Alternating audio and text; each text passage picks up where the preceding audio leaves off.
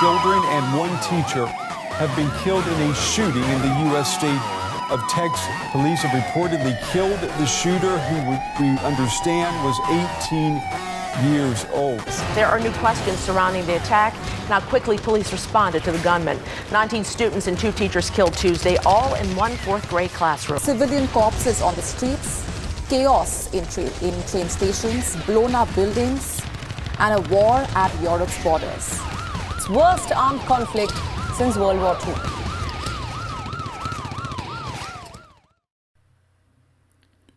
The fact of the matter is, we're at war. This is spiritual warfare, much worse than physical war because our enemy is invisible. I am not your enemy. We are not enemies. The person who is constantly offending you is not your enemy. Every person in existence is important and precious to the Most High. Almighty God doesn't wish to lose any. The people that you see who are constantly engaged in wicked works are being controlled by the evil ones. They are being driven by dark forces and are very often used to commit crimes. For the powers that be, the crimes are necessary in order to feed the ancient serpent. The negative forces that are currently in control of this world thrive off of human suffering. These evil forces need to facilitate the mass shootings and killings, the social unrest, the broken homes, the wars, the illegal drugs on our streets, which only breeds more crime and bloodshed. This is their nourishment. They feast on it. That's the real reason why they won't put a stop to it. It's not that they can't. They must continue to feed the beast.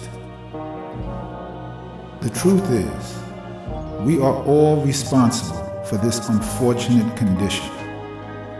Almighty God has blessed us with the powers to change our situation if we choose and agree to do so. In the early 1980s, during the peak of the Lebanon War, a study was done which had about 1,000 people in Jerusalem all meditating at the same time, sometimes more and sometimes less.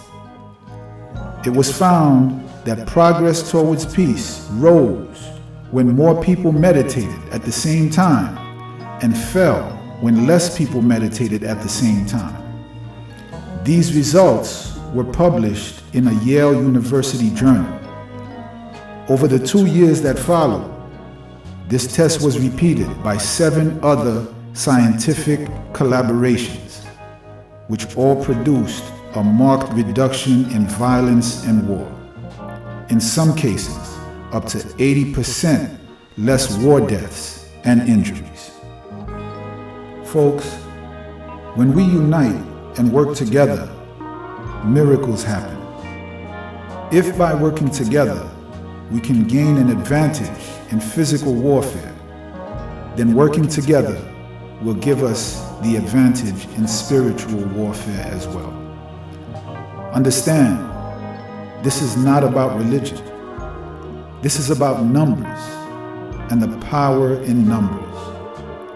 We must focus on our similarities and not our differences. It doesn't matter what your religion is.